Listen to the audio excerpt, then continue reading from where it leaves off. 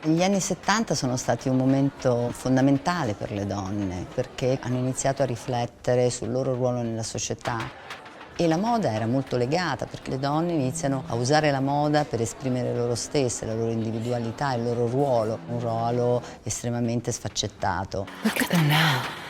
Ricordo benissimo nell'atelier di mia madre le donne che venivano e volevano decidere per il loro look. Volevano usare la moda per identificarsi e descriversi. Ed è per questo che il mio riferimento sempre molto forte a Bohan ha interpretato appieno questo spirito degli anni '70, introdotto nelle sue collezioni dai pantaloni, la collezione da sci, perché aveva perfettamente compreso la necessità delle donne di avere dei pezzi diversi e non un'imposizione di una linea.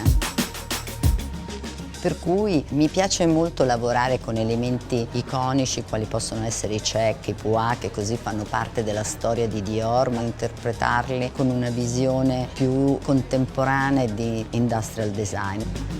Ma allo stesso tempo mi piace anche introdurre elementi come il camouflage, che non fanno parte dell'heritage di Dior, ma fanno parte di tutto un mondo sportswear, e trasformarli con una craftsmanship che è molto più legata alla couture. Per cui mi interessava molto collaborare per il setup con Claire Fontaine, è un collettivo, artisti contemporanei. Questa collezione è un diario di memorie personali, ma allo stesso tempo è una riflessione su figure per me emblematiche e per me molto ispiranti di donne.